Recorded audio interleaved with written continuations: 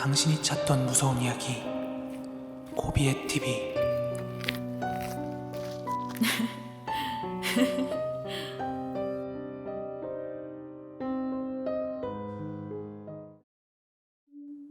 (2021년 11월 22일) 코비의 TV 공포라디오입니다.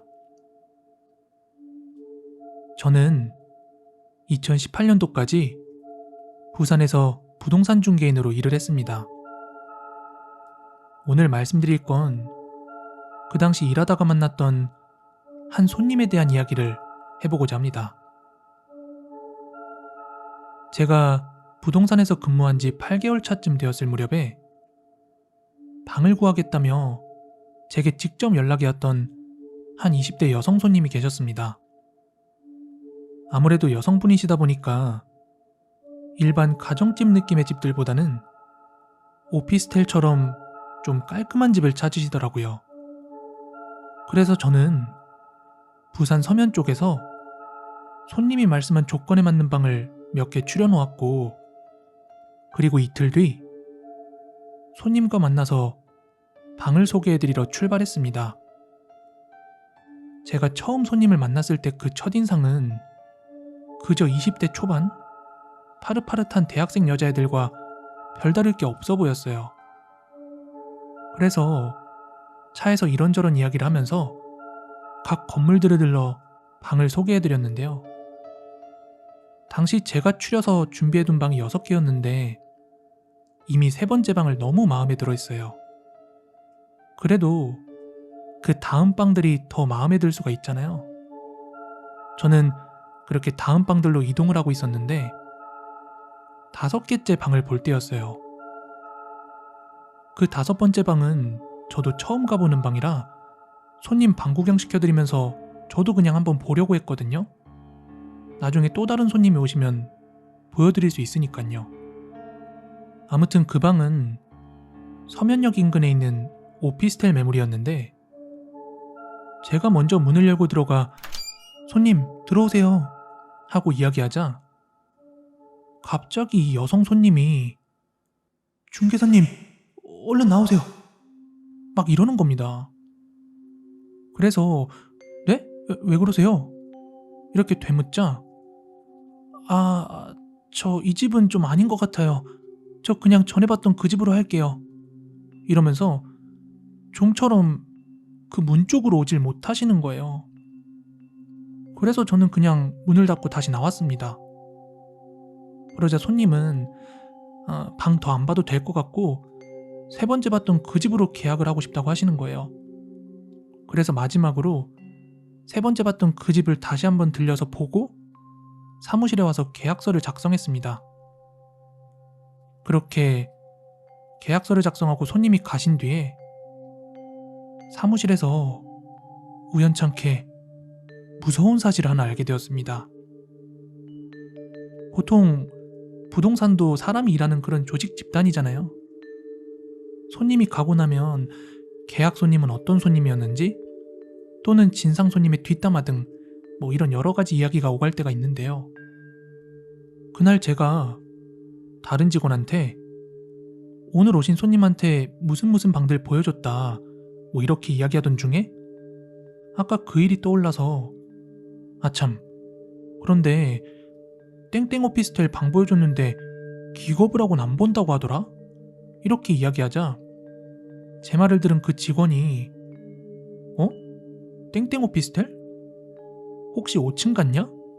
하고 되묻더라고요.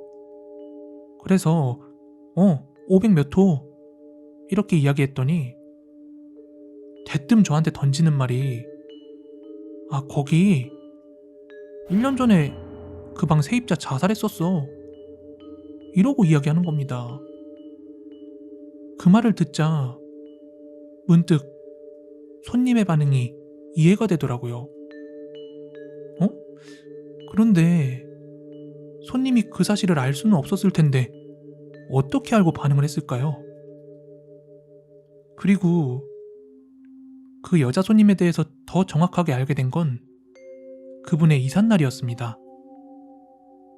제가 계약서 쓸 때 여자 혼자니까 이사하는 날에 무거운 짐 옮기는 걸 좀 도와주기로 했었거든요.